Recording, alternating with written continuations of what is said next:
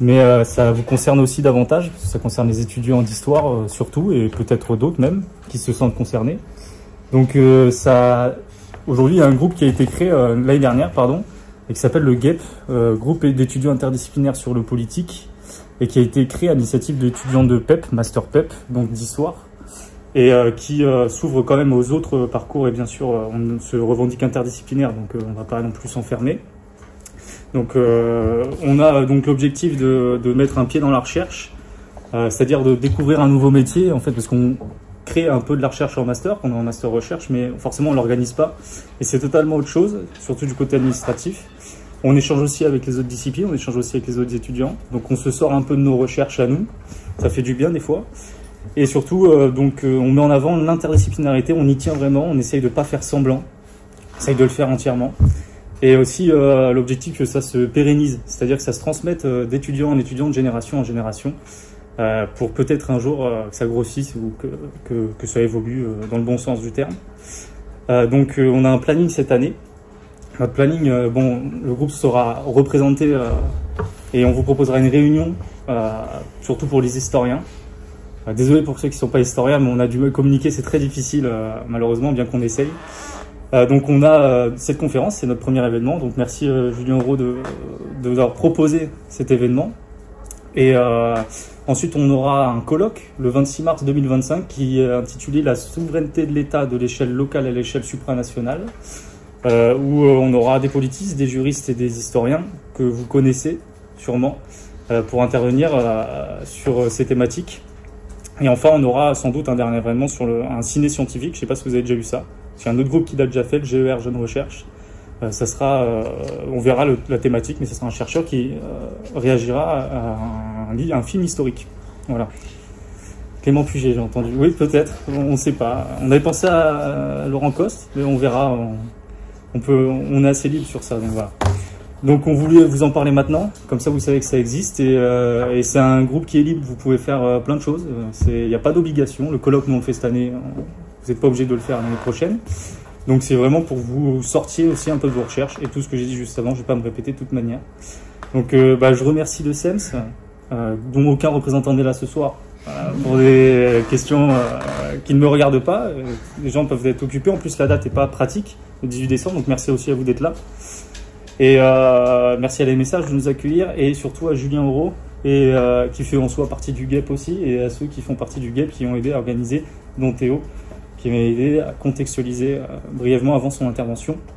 Donc ton mémoire, je vais dire quand même l'intitulé exact de son mémoire, parce que cette intervention est sortie d'un chapitre de Julien, et son mémoire plus globalement qui est disponible sur Babor, d'ailleurs sur la médiathèque numérique, s'appelle « Actualité politique, actualité internationale, les guignols de l'info, des marionnettes au service d'un discours originel, de la première guerre du Golfe aux grèves de l'automne 1995, dirigé par Dominique Pinsol. Évidemment, la presse Dominique Pinsol automatiquement. Donc, avant de te laisser la parole, je vais quand même contextualiser un peu avant, parce que moi, personnellement, quand on m'a parlé de la guerre du Golfe, j'ai beau connaître brièvement les choses, j'ai tout de suite été obligé de m'informer un minimum. Donc, la guerre du Golfe, ça concerne l'Irak et le Koweït. L'Irak de Saddam Hussein. On a Saddam Hussein qui décide d'envahir l'Irak le 2 août 1990. Suite à cela, il y a des réactions de la communauté internationale, notamment François Mitterrand avec la France, qui explique dès le 9 août 1990 qu'il adopte la position des Nations Unies, bien qu'il rappelle d'ailleurs au même moment l'amitié qu'il y a eu avec la France et l'Irak, puisque faut se souvenir que la France a soutenu l'Irak dans la guerre contre l'Iran, juste avant, quelques années auparavant. Suite à cela, il n'y a pas que la France, bien évidemment les Nations Unies, c'est-à-dire que François Mitterrand s'aligne sur la ligne des Nations Unies. Les Américains sanctionnent économiquement l'Irak dès le 6 août 1990 et posent des ultimatums. Ils obligent Saddam Hussein à retirer ses troupes avant le 16 janvier 1991 et aussi lancent l'opération Bouclier du désert pour protéger l'Arabie Saoudite, les frontières de l'Arabie Saoudite. Ensuite, de ces Nations Unies naît une coalition de 35 pays belligérants Et c'est énorme, il y a des pays qui peuvent surprendre. D'ailleurs, on est à la fin, faut pas oublier, on est à la fin de la chute, on est au début de la chute de l'URSS. Il y a des pays du bloc de l'Est, comme la Tchécoslovaquie, qui viennent dans l'alliance. Il y a même des pays du Golfe qui se mettent en alliance avec les Nations Unies pour combattre contre l'Irak de Saddam Hussein. Pour nous concernant en France, on a la division Daguet, avec l'opération Daguet, qui représente 12 500 soldats français qui sont envoyés sur le front irakien, et pour un total de 950 000 hommes sur le sol irakien. C'est énorme. La plus grande opération, ça a été l'opération Barbarossa pendant la Seconde Guerre mondiale, qui avait fait 3 millions d'hommes. Là, on est quand même sur 950 millions d'hommes, c'est quand même 950 000 hommes, pardon. C'est quand même énorme. Donc, face à cela, l'Irak réagit, envenime les choses et ne cède pas à la pression. Donc, le 16 janvier, bien évidemment, 91, il n'y a pas le retrait des troupes de l'Irak au Koweït.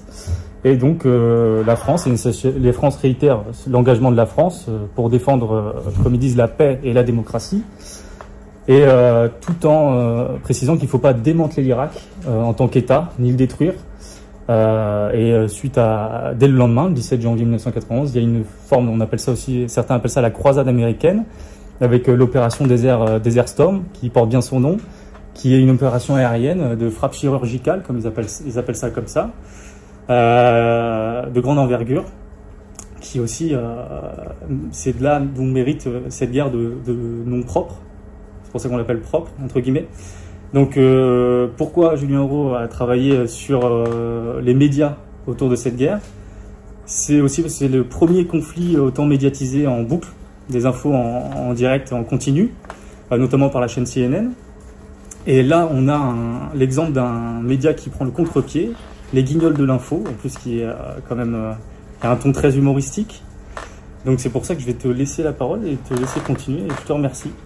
Et bon courage. Eh ben, merci Maxime pour cette petite présentation. Je vous remercie à toutes et tous d'être venus aussi nombreux pour ma première communication. Ça me fait plaisir et j'imagine que ça doit faire plaisir également aux organisateurs de cette conférence, donc que j'ai intitulée La guerre du Golfe racontée par les Guignols ou la critique d'un conflit jugé propre. Donc avant de poursuivre, je vais d'abord faire une introduction sur ce qu'est les Guignols, donc ce qui est mon objet d'étude, ce qu'il a été pendant toute la durée du master et ce qui le sera aussi par la suite, puisque après donc cette année pendant laquelle je prépare les concours d'enseignement, donc agrégation d'histoire et KPS d'histoire-géographie, je rejoindrai en doctorat donc encore Monsieur Pinsol sous sa direction pour poursuivre cette étude des Guignols de l'info en thèse. Donc les Guignols de l'info, je commencerai par dire par qui. Alors les Guignols de l'info, c'est d'abord par deux hommes que j'ai affichés sur le diaporama. Donc il y a Alain de Greff qui nous a quittés en 2015 et qui a été en fait le responsable de la programmation de Canal+ à partir de sa création, donc en 1984. Et il a été accompagné d'Alain Duverne qui est à sa droite et qui est encore, lui est encore en vie. Il est né en 1943 et Alain Duverne, il est marionnettiste et avec justement De Greff, il participe à la création, c'est une co-création. Lui, il conceptualise les marionnettes et ensuite Alain De Greff s'occupe de tout ce qui est le côté programmation. Il réunit une équipe d'écriture que d'ailleurs je vais présenter. Donc moi personnellement, la période que j'ai étudiée pendant ce mémoire de recherche, Maxime l'a dit, c'est les années 90, 91 à 95. Donc il y a trois auteurs phares dans cette période. Bruno Gassio, donc de gauche à droite, Bruno Gassio, Jean-François Alain et Benoît Delépine, qui ont été les trois auteurs phares des Guignols de l'info pendant les années 90. Mais vous pouvez le voir, Bruno Gassio lui est arrivé en 92, donc après le moment, après la guerre du Golfe.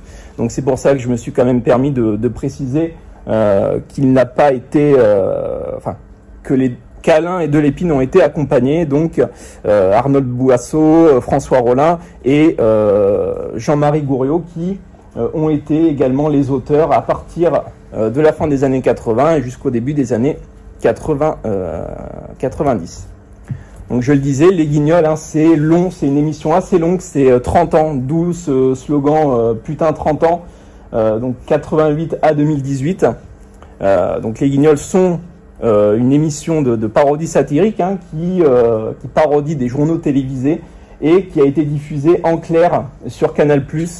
Donc c'était à l'heure de grande écoute, c'était à 19h55, aux alentours en fait de 19h55, 20h, au moment où les autres journaux télévisés étaient diffusés.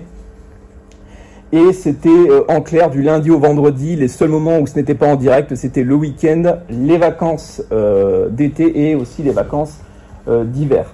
Et je le disais, cette période phare que j'ai étudiée couvre une partie des années 90, partie où j'ai distingué deux moments charnières. Donc 1991, donc la critique de la guerre du Golfe, hein, que Maxime a présenté pendant la contextualisation, et 1995 qui est l'élection présidentielle. Donc c'est l'élection où Jacques Chirac l'emporte face à Lionel Jospin, et ce sont ces deux dates-là que j'ai retenues et qui m'ont permis de construire cette première chronologie des Guignols de l'info. Alors c'est vrai que je l'ai pas nécessairement noté sur le diapo, mais je tiens quand même à préciser un peu comment les Guignols travaillaient. C'est vrai que je l'aborde dans mes recherches, mais pas dans ce chapitre spécifiquement. C'était donc une réunion des auteurs. Donc, on en vient aussi à ce pourquoi du direct. C'était une réunion des auteurs tous les matins, du lundi au vendredi, et ils se rencardaient sur ce qui pouvait se dire dans la presse, également l'AFP, et ils faisaient des réunions comme ça tous les matins. Et il rédigeait les sketchs, il rédigeait les émissions pour le soir même, d'où le fait que ce soit diffusé uniquement le soir, hein, ça n'était pas diffusé le midi. Il se laissait en fait la journée pour préparer les émissions, préparer les sketchs, les tourner aussi. C'est comme ça qu'ils ont procédé pendant toute la période de l'émission, donc les 30 années, hein, que j'ai évoquées. Donc on est dans une communication d'histoire, donc bien évidemment il y a une problématique, hein, qui est toute simple. Donc en quoi, en 1991, hein, la critique d'un conflit jugé propre à travers la satire guignolisée, on en parlera, a-t-elle participé au renouveau et surtout à une véritable émergence télévisuelle des Guignols de l'info? Et bien évidemment, après une problématique, il y a un plan en 3 parties. Voilà, hein, des formations. Voilà, ouais, exactement, pas de surprise. Donc un plan en 3 parties, voilà, grosso modo, avec une première partie qui s'intitule Les Guignols en 1991, un tournant décisif, point d'interrogation. Une deuxième partie que j'ai intitulée Les Guignols guignolisent l'impérialisme américain. Et une troisième partie qui s'intitule À travers les Guignols, le lent retour de l'anti-américanisme français, qu'on évoquera par la suite. Bon, j'avais mis cette carte, hein, dans mon développement. Au moment de la rédaction, ça permet aussi d'illustrer ce que vous disait Maxime, hein, en introduction. Donc on voit un peu cette géographie-là de la guerre du Golfe avec l'Irak, l'Arabie Saoudite, tous ces pays qui sont au cœur du conflit, le Koweït également. Donc voilà, c'était une petite carte pour illustrer. Pourquoi 91, un tournant décisif? Je tiens quand même à rappeler que les Guignols, comme je l'ai dit, ça a commencé en 88 et ça ne s'appelait pas les Guignols de l'info, ça s'appelait les arènes de l'info. Et les arènes de l'info, comment dire, c'était, il y avait une sorte de balbutiement, de flottement. On savait pas trop quelle formule trouver, même si l'objectif d'Alain de Greff, c'était de toujours surprendre, de toujours choquer, tout en se laissant une liberté d'écriture, une liberté totale pour lui et ses auteurs, pour l'émission. Il faut vous imaginer qu'on est donc 19h55, hein, je le disais, heure de grande écoute, et vous êtes à table avec vos enfants et vous voyez donc un sketch des arènes de l'info avec la marionnette de Serge Gainsbourg, voilà, je vais le dire, hein, en train de se faire une fellation par une autre marionnette. Voilà, donc ça, vous êtes, voilà, bah oui, vous êtes à table avec vos enfants et vous voyez ça. Et ça a choqué pas mal de personnes à l'époque. Ce sketch, hein, il est disponible hein, sur YouTube. Hein, vous pouvez aisément le trouver. Tant mieux. Ouais. Oui, t'as raison. Oui, bah, prof, tu peux y aller. Oui. Ben, c'est aussi les débuts, forcément. C'est pour ça aussi que je parle d'un tournant. On se rend bien compte que voilà, il y avait quelques blagues un peu grasses, quelques vannes qui ont forcément pu choquer. Et c'est aussi pour ça que les Guignols ont mis du temps à trouver la bonne formule. Et j'en viens du coup à cette communication avec cette première partie, les Guignols en 1991, un tournant décisif. Donc, au vu de la constitution géographique de l'Irak, hein, les capitales de l'Arabie Saoudite, d'Israël ainsi que l'îlot de Bahreïn, donc c'est un petit État insulaire d'Arabie, sont des cibles de choix. Donc, la principale caractéristique de la guerre du Golfe est le rapide déroulé des événements, puisqu'en l'espace de quelques semaines, les États coalisés mènent une série de raids aériens et terrestres, donc sur les sols du Koweït et de l'Irak. Donc, le déclenchement des hostilités amène les Guignols à opérer, donc je l'évoquais, hein, ce changement de ton décisif au tout début des années 1990. Dans ce contexte, un best-of dans le Golfe prend immédiatement une tournure satirique. Hein, quant à la tournure des événements, l'historiographie récente apporte son lot de critiques. En effet, elle remet en cause la prise de position des chaînes d'information et des médias traditionnels, hein, ce qu'évoquait Maxime en introduction. Et c'est dans ce contexte précis de la guerre du Golfe que la marionnette du commandant Sylvestre fait son apparition à l'écran, et elle devient alors l'archétype de l'armée états-unienne, et en même temps elle enfile le costume du correspondant de guerre elle tient les deux rôles, elle a les deux casquettes. Donc, étant l'un de ses dérivés, la marionnette de Sylvester Stallone, hein, le commandant Sylvestre est dérivé de Sylvester Stallone, la marionnette de Stallone apparaît en 1989 au début de l'émission, donc à l'époque hein, des arènes de l'info que j'ai évoquées tout à l'heure. Elle caricature l'acteur comme étant une grande brute épaisse, rustre, vulgaire et incapable de penser et voir par autre chose que la violence. Elle est à la fois injurieuse et raciste, donc cette marionnette hein, du commandant Sylvestre dépeint alors la vision, j'y reviendrai tout à l'heure, de l'anti-américanisme à la française. Un élément sur lequel nous reviendrons par la suite au cours de la troisième partie.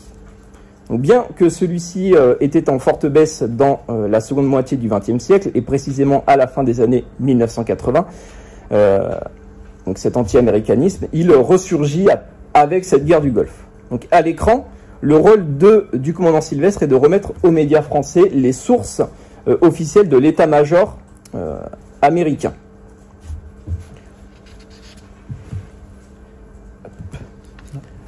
Donc voici une illustration j'y reviendrai après, du commandant Sylvestre, hein, comme ça vous voyez à quoi cette marionnette peut ressembler.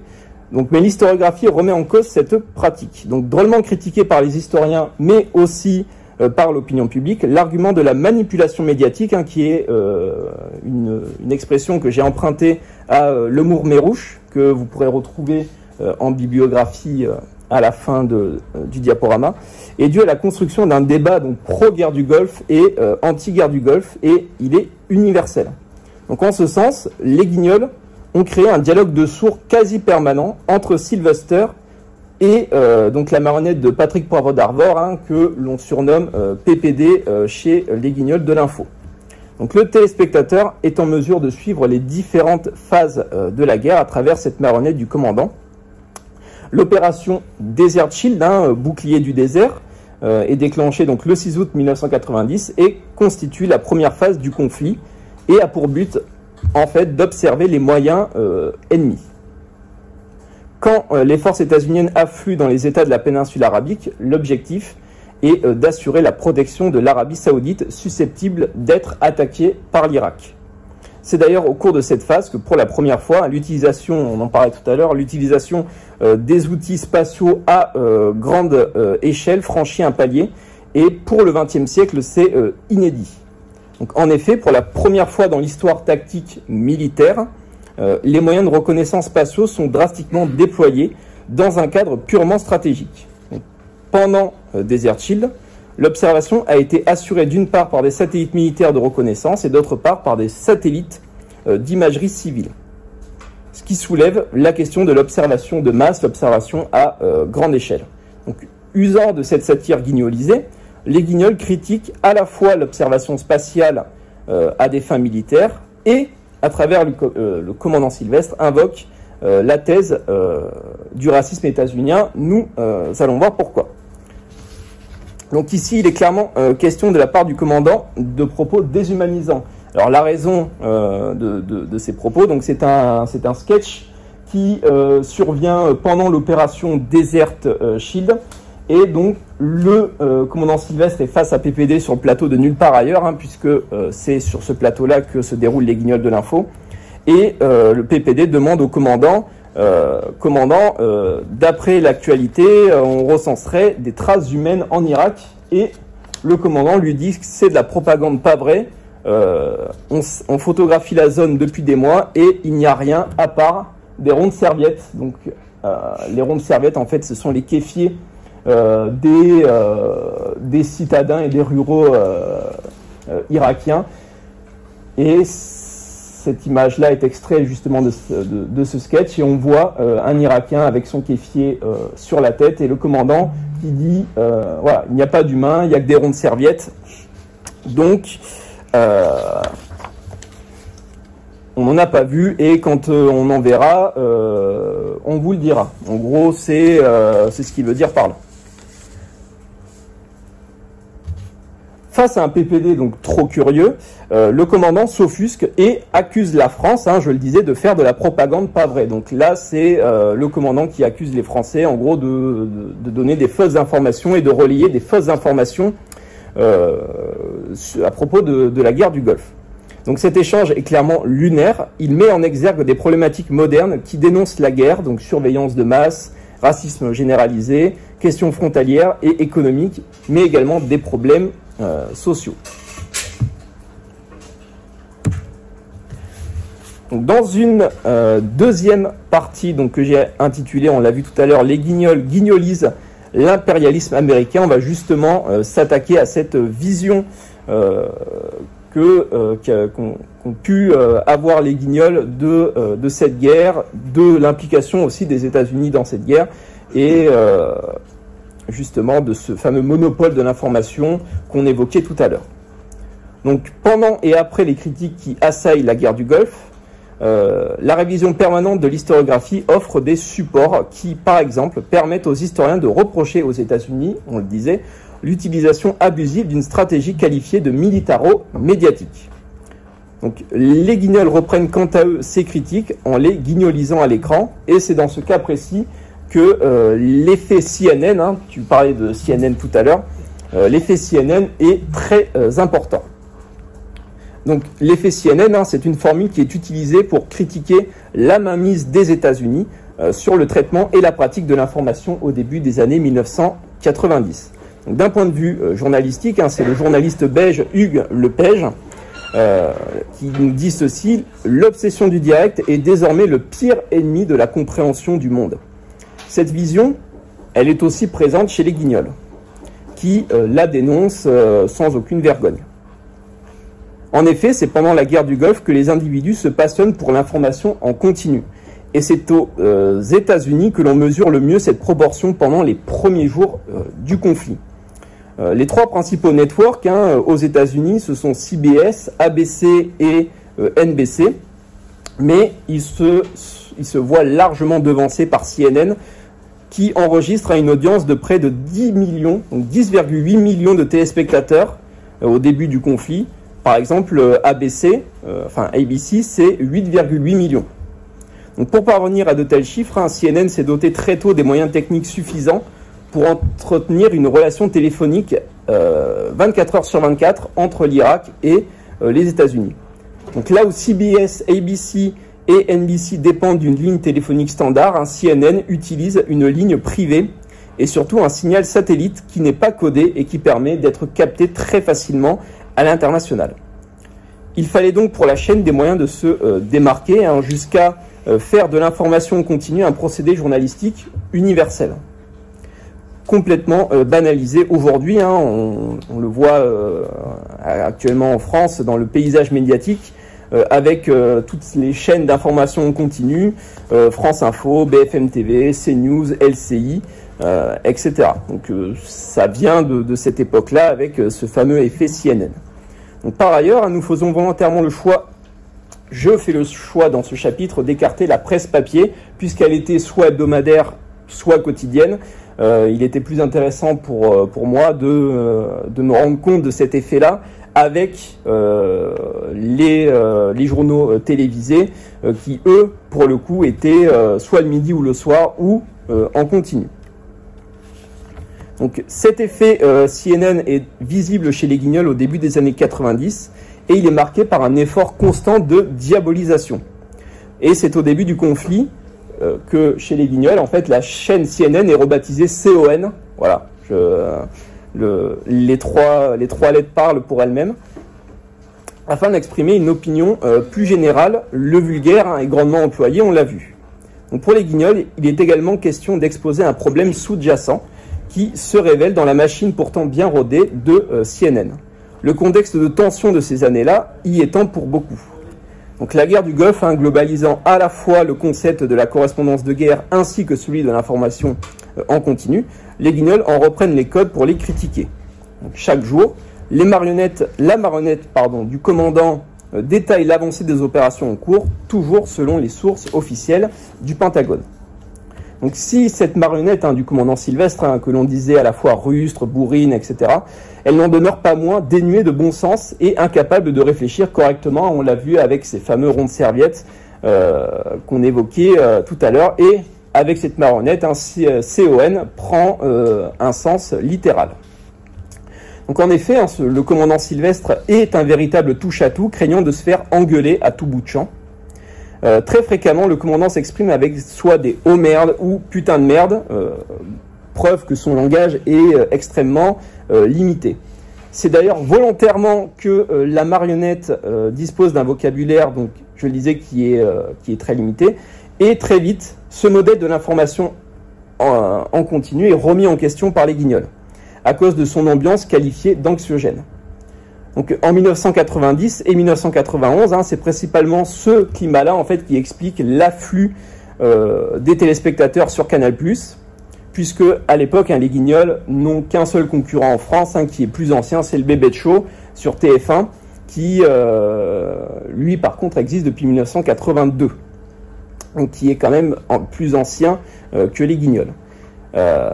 Et ce journal satirique, donc Made in Canal+, hein, les Guignols de l'info, est l'un des rares dans le paysage médiatique français à offrir une vision critique du conflit, avec des records d'audience, puisque au début des années 90, les Guignols de l'info enregistrent des scores de 3 millions de téléspectateurs. Donc il faut s'imaginer que les Guignols, ça dure 10 minutes, hein, c'est un programme très court. Donc tous les soirs, en moyenne, du lundi au vendredi, les Guignols enregistraient 3 millions de téléspectateurs, donc quotidiennement, assurant à l'émission un point d'ancrage solide dans le paysage audiovisuel français. D'un point de vue tant géopolitique que militaire ou médiatique, l'impérialisme américain est vivement critiqué, ici par le biais, donc on le disait, de cette marionnette du commandant Sylvestre. Quand cette marionnette, hein, présente exclusivement l'information que lui est remise par l'état-major américain, cela soulève la thèse de la manipulation de l'information par les historiens qui, à partir de la fin des années 1990, accusent les États-Unis de tout mettre en œuvre pour conserver ce monopole sur l'information et aussi pour consolider son statut de leader de la coalition. On le disait, il y a 35 États belligérants, mais les États-Unis sont vraiment à la tête de... Si je peux pas, il y a quand même près de la moitié des soldats sur les 950 000 qui sont américains. Oui, aussi. Ça va être pas mal. Oui, oui, du coup, non, mais il n'y a pas de problème. Hein, c'est aussi pour ça qu'ils veulent garder ce monopole à tout prix. Donc, sous l'angle de la satire guignolisée, je l'emploie depuis tout à l'heure, mais c'est une formule que j'ai trouvée pour mes recherches. C'est une satire qui dépend vraiment des codes qu'ont imposé les Guignols, c'est-à-dire des marionnettes réalistes, des décors aussi qui sont propres aux Guignols. Ils tournent dans un décor réel, donc ils vont tourner en extérieur pour vraiment se rapprocher de ce caractère-là des journaux télévisés. On pense aux 20h de TF1, etc. Donc, les Guignols mettent en scène cette crise de confiance sans précédent. C'est une formule que j'ai empruntée à André Guntertz, entre l'opinion publique et les grands médias traditionnels. Donc, au cours du déploiement de Desert Storm, donc tempête du désert, le monopole de l'information dépend essentiellement de Washington, qui en assure le relais avec les différents ministères des pays alliés, dont la France. Donc, c'est ce fameux monopole qu'on évoquait juste avant. C'est donc dans ce contexte de crise de confiance qu'est imaginé par les Guignols le sketch de la perte du pantalon par le commandant Sylvestre. Donc dans cet extrait, la marionnette du commandant expose à PPD et aussi aux téléspectateurs français le résumé des pertes alliées au cours de l'opération Desert Storm, donc qui a duré du 17 janvier 1991 au 24 février 1991. Qu'est-ce qu'on peut en dire quand on voit ce tableau-là présenté par le commandant? Donc il y a deux colonnes, à gauche les pertes selon les Alliés et à droite du tableau les pertes selon l'Irak. Donc selon le commandant, les Alliés n'auraient aucune perte à déplorer. Voilà. Et au contraire, on peut le voir avec les chiffres selon l'Irak. On a 679 avions, on a 14 320 navires, et surtout on a 1 433 000, voilà, on a plus d'1 million le chiffre est un peu coupé, mais ça continue, il y a plus d'1 million de soldats. Alors tu le disais, il y a 950 000, voilà, il y a 950 000 soldats qui sont mobilisés pendant la coalition. Et selon le commandant, les Alliés n'auraient aucune perte à déplorer. Donc on voit le zéro est partout, à l'exception faite d'un seul pantalon. Voilà. Sur tout le conflit, les Alliés ont perdu un pantalon. Les Guignols poussent donc à l'extrême la caricature de l'actualité. Et si en réalité, on a dénombré environ 450 morts dans les rangs des coalisés, on estime les pertes irakiennes entre 30 000 et 100 000, avec une majeure partie de pertes civiles surtout. Les chiffres donnés par les Guignols sont bien évidemment exagérés, comme on peut s'en douter. Donc, il faut aussi se rendre compte pourquoi je disais entre 30 000 et 100 000.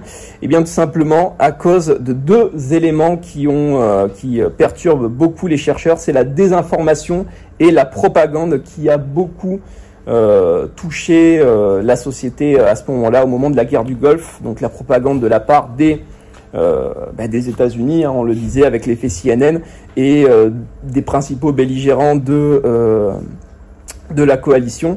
Et Libération affirme dans un article de 1998 qu'il est impossible d'avancer des statistiques sérieuses. Donc on se rend bien compte de la difficulté qu'ont les chercheurs, même encore aujourd'hui, à évaluer les pertes réelles. Donc, dans le rôle du journaliste pointilleux, PPD appuie l'importance des chiffres, martelant le commandant ainsi, il fait que lui répéter les chiffres, commandant les chiffres, dans une logique de compréhension des faits. Il veut comprendre pourquoi le zéro est partout, pourquoi les Alliés ne déplorent aucune victime. Et pour se moquer de la véracité plus que douteuse, on s'en rend bien compte des données du commandant, les Guignols jouent sur le fait qu'il soit peu sûr de lui, se contentant de réponses courtes. Quand PPD lui demande les chiffres, commandant les chiffres, il dit ils sont là, et puis là, il le montre avec son petit bout de bois, il dit là on voit que c'est les avions, là on voit que c'est les chars, là on voit que c'est les bateaux. Il est vraiment très peu sûr de lui, le commandant à ce moment-là. S'il y a une donnée qui l'intéresse, c'est ce pantalon. Donc ça l'intéresse lui et PPD ensuite, parce que il est étonné pourquoi un pantalon et zéro bateau, etc. Donc le Pentagone estime à une seule la perte des pantalons alliés. Donc pour mettre en scène ce problème du monopole de l'information, les Guignols s'appuient sur un procédé satirique simple. En ce qui concerne la chute de ce sketch, elle est centrée sur le fait qu'il s'agisse du pantalon du commandant. Voilà, donc il se rend compte que c'est le sien et il crie « Oh putain, je vais me faire engueuler ». Voilà, donc il est vraiment portrayé comme un bonnet et à croire que si les États-Unis perdent la guerre, c'est à cause de lui. Donc, l'intérêt du direct pour les chiffres officiels est la cible des Guignols. La marionnette de PPD caricature le journaliste zélé, puisqu'il est le seul sur le plateau à remettre en cause les données fournies par le Pentagone. Donc, on voit là cette volonté de critiquer ce monopole, cette mainmise des États-Unis sur l'information. Il est le seul sur le plateau à remettre en doute, à douter sur ces chiffres-là. Et cette thèse de la crise de confiance est donc clairement visible chez PPD, qui ne croit tout simplement pas aux chiffres exposés par le commandant Sylvestre, donc qui exprime une opinion plus générale. Ce qu'on va voir donc avec cette troisième partie à travers les Guignols, le lent retour de l'anti-américanisme français. Et je vais rebondir sur cette fameuse opération Daguet dont tu as parlé tout à l'heure, puisqu'en effet il s'agit des soldats français qui sont déployés sur le sol irakien, donc pendant la guerre du Golfe. Et cette fois-ci, pour innover, les Guignols remplacent le commandant par la marionnette de Johnny Hallyday. Donc on la voit ici à l'écran. Alors je m'étais posé la question, et on pourrait aussi supposer que Johnny Hallyday est issu de cette génération, vous savez, des années 60-70, où la culture états-unienne et surtout avec le rock imprègne vraiment les milieux de la jeunesse, etc. Et les Guignols choisissent la marionnette de Johnny Hallyday pour diffuser cette idée de l'anti-américanisme français qui renaît avec la guerre du Golfe. Donc celle-ci entretient le lien entre le plateau de Nulle part ailleurs et le front koweïtien.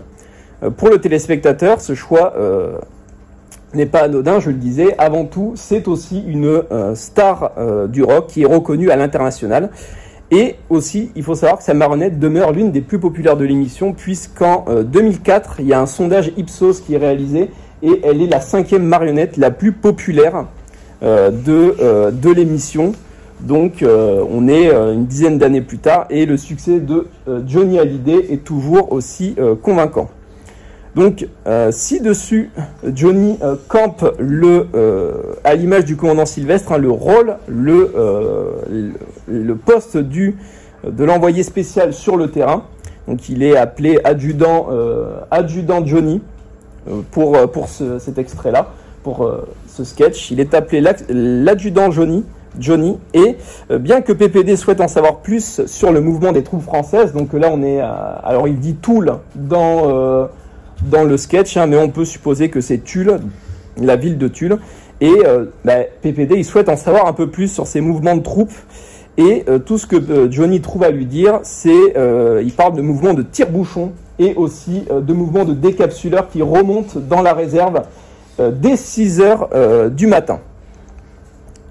Donc en effet, la description faite par Johnny est pointilleuse, il évoque donc cette fameuse notion du temps, 6 heures du matin, et le cas de la France, je le disais, est quelque peu différent du reste des belligérants, puisque contrairement par exemple à la Grande-Bretagne qui déploie 36 000 soldats, la France en déploie 12 500, c'est ce que tu disais tout à l'heure avec l'opération Daguet.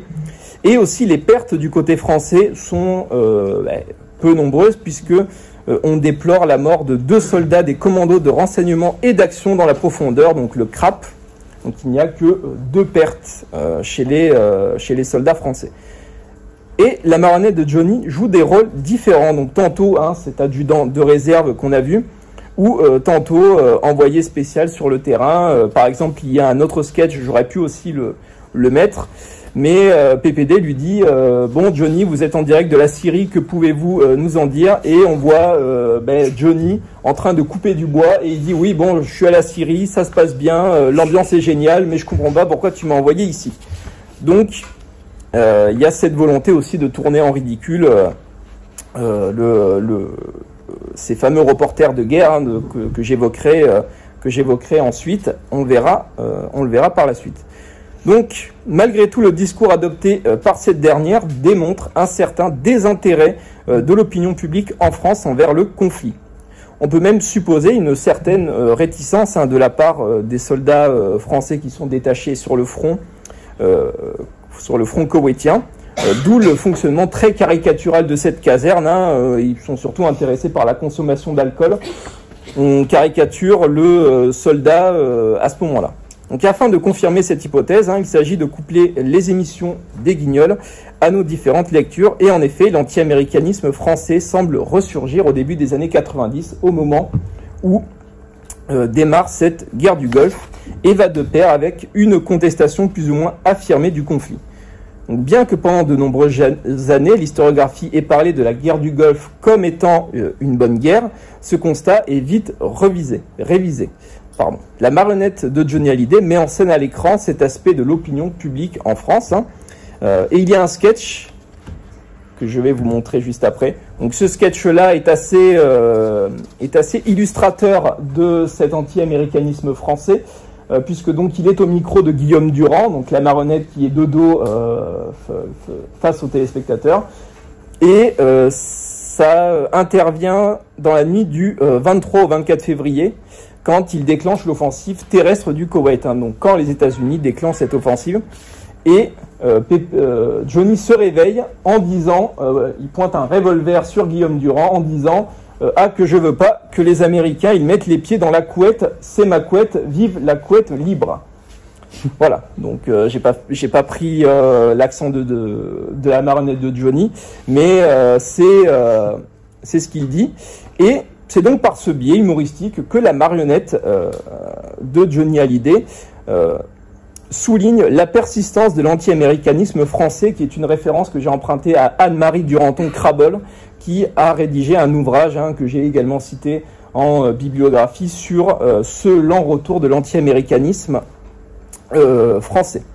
Donc cet anti-américanisme hein, qui est mis en scène par les Guignols, c'est quant à lui beaucoup exprimé à travers d'autres médias, l'émission ayant pour but hein, la caricature de la réalité et tous ces aspects de la vie quotidienne par le rire et cette satire guignolisée que j'évoquais tout à l'heure. Elle constitue une seconde fenêtre d'étude, cette réalité. Nous pouvons citer une autre figure hein, de la chanson française, hein, qui est Renaud, donc ancien 68ard et pacifiste convaincu. Il s'exprime le 4 février 1992, hein, c'est un an après donc la fin du conflit, et il s'exprime sur cette guerre au micro de Thierry Ardisson en qualifiant la guerre de bûcherie pour faire référence au président George Bush, hein, qui est le président des États-Unis à ce moment-là.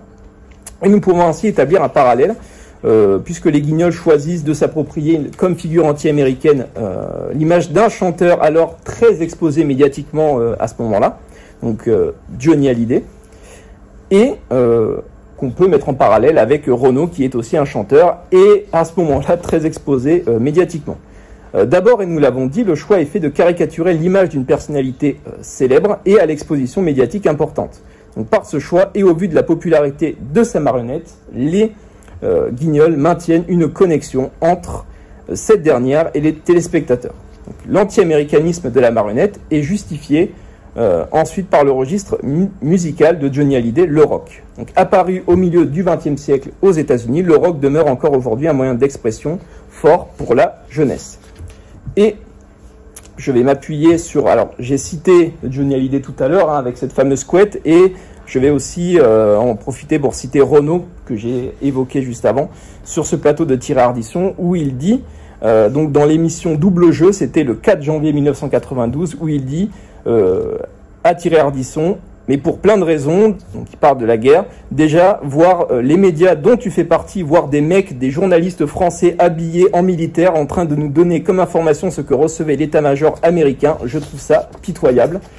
C'est ce qu'on évoquait tout à l'heure, avec ce fameux sketch où il est envoyé dans une Syrie où l'on se moque de ces reporters de guerre. Donc la jeunesse, et en particulier la jeunesse française, s'exprime par le biais de différents canaux. Le rock, bien évidemment, mais aussi par les réunions ou en organisant des manifestations pacifistes. Donc, beaucoup d'entre eux se positionnent contre la guerre du Golfe, et pour mieux nous rendre compte de cette part de la jeunesse mobilisée, nous regarderons en suivant du côté des instituts de sondage, et tout particulièrement la Sofres. Donc la consultation de ce type de sondage permet de nous rendre compte d'une fracture réelle au sein même de cette jeunesse, ce que montrent aussi les Guignols, par le biais de Johnny Hallyday, bien évidemment. Et il faut toujours nuancer aussi que ces données sont issues d'enquêtes sur des petits échantillons, donc on est sur 1000 personnes, c'est pas vraiment représentatif d'une population de plus de 60 millions d'habitants, forcément. Donc en effet, si 41% des jeunes de 16 à 22 ans désapprouvent l'envoi de troupes françaises en Irak, 51% sont pour les manifestations pacifistes en France, qui réunissent en moyenne. Donc il y a eu une manifestation à Paris pendant la guerre du Golfe, et c'était à peu près 15 000 jeunes qui se réunissent contre la guerre du Golfe. Donc ils désapprouvent la guerre, et il faut comprendre ici que l'engouement traditionnel de la jeunesse pour l'armée, d'où émane un sentiment national fort, hérité du 19e siècle, est en fort déclin.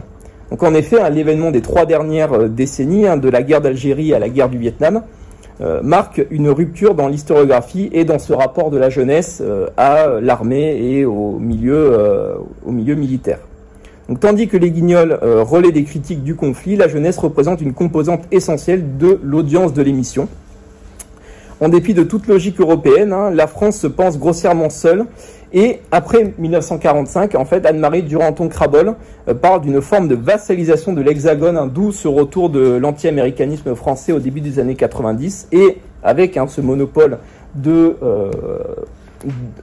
États-Unis sur la coalition. Et c'est ce qu'évoquent aussi ces Guignols de l'info, on le voit, ils sont clairement anti-américains pour le coup dans cet extrait, mais attention, c'est pas pour, ils sont anti-américains, mais c'est pas pour autant qu'ils sont pro-Saddam Hussein, pro-Irak, bien évidemment. Ils sont pour une résolution pacifiste du conflit, et ils sont certainement pas pour que les États-Unis envoient des troupes et bombardent, on l'évoquait, entre 30 000 et 100 000 morts chez les Irakiens, et c'est surtout des civils qui périssent dans le conflit. Donc les Guignols sont tout simplement pas pour ce genre de stratégie-là, pour régler le conflit. Donc dans de nombreux sketchs, les Guignols mettent en scène les différents dirigeants politiques français et états-uniens. Donc ça, c'est après la guerre du Golfe. Donc là, on est en 92-93. Nous avons par exemple Édouard Balladur, donc qui est Premier ministre entre 93 et 95, bien décidé à s'opposer au GATT et être moqué par Monsieur Sylvestre, qui est une variante. En fait, c'est dans un sketch, ils disent que c'est le cousin du commandant. Donc Monsieur Sylvestre, qui est le leader de la World Company, qui illustre le capitalisme américain, qui dirige le capitalisme américain. Et il emploie souvent l'expression « les fromages qui puent », voilà, pour parler des Français. Donc c'est une expression qui revient souvent dans sa bouche, à chaque sketch. Il se permet de gratifier PPD et les téléspectateurs sur le plateau de fromage qui pue.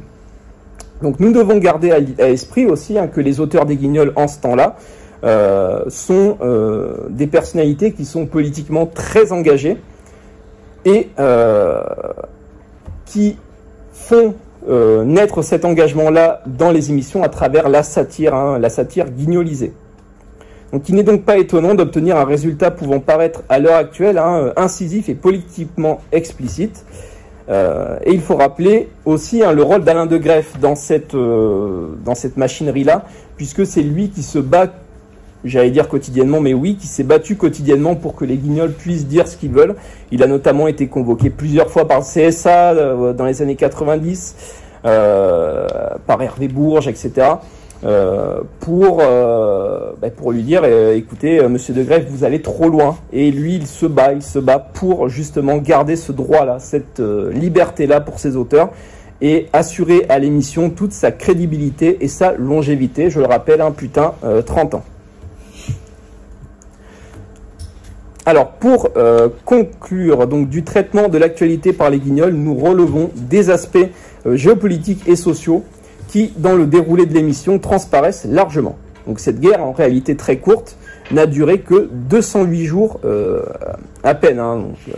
208 jours, c'est très court. Elle a débuté, on le rappelle, le 2 août 90 et elle s'est terminée le 28 février 1991. Et là aussi où les Guignols sont très critiques envers cet impérialisme américain, c'est le fait que ce soit George Bush, le président des États-Unis lui-même, qui décrète la fin de la guerre. C'est-à-dire que c'est même pas, ce n'est pas l'Irak qui se rend, c'est les États-Unis eux-mêmes qui disent c'est bon, la guerre est finie, on a rempli nos objectifs, à savoir que la guerre du Golfe a imputé à l'Irak, alors il faut que je confirme après, mais c'est plusieurs milliards d'euros. Tu as peut-être dû le voir en faisant tes petites recherches. Voilà. Vu le chiffre, hein. Ouais, mais c'est là on parle en termes c'est des milliards d'euros pour l'Irak et de nombreuses pertes, surtout civiles. Donc, je le disais, les Guignols critiquent le conflit. Ils emploient plusieurs thématiques, on l'a dit. L'observation de masse à grande échelle, la déshumanisation aussi à travers la figure du commandant Sylvestre, des questions d'éthique aussi quant aux méthodes employées, le fait qu'on emploie des satellites pour photographier quotidiennement, tout le temps, les zones irakiennes, les zones du conflit. Et c'est aussi, tu le disais, une guerre qui a changé la façon justement dont on fait la guerre. On emploie l'observation, on emploie aussi l'information continue. C'est une guerre qui n'a rien à voir avec les autres guerres du fait de la couverture médiatique dont elle a profité. C'est aussi pourquoi les Guignols remettent en question ce monopole de l'information, on l'a vu. Et c'est aussi pourquoi il y a un tournant décisif, je le disais, rappelez-vous les sketchs un peu douteux des arènes de l'info entre 89 et 90. Et là, avec la guerre du Golfe, on change complètement de registre. Et à partir de 90-91, les Guignols sont sur une lancée, ne s'arrêtent plus, on va dire, jusqu'au moins au départ de Alain et de Lépine en 96 de l'équipe d'écriture. Gassio reste quant à lui plus de 10 ans, jusqu'en 2007. Donc on assiste à un véritable phénomène télévisuel avec les Guignols de l'info, surtout qu'en plus leur principal concurrent, le Bébête Show, s'arrête en 95. Donc 94-95, c'est la fin du Bébête Show et les Guignols sont seuls sur le navire pour cette critique-là, pour faire usage de cette caricature-là. Et je crois que je suis arrivé au bout. J'ai réussi je te l'avais dit, j'ai réussi à le faire. Avec là c'est ma bibliographie, c'est celle que j'avais utilisée pour ce chapitre-là au moment de sa rédaction. Donc avec des références que j'ai utilisées. Duranton, Crabol, etc. Voilà. Je vous remercie beaucoup pour votre attention. J'espère ne pas avoir été trop long.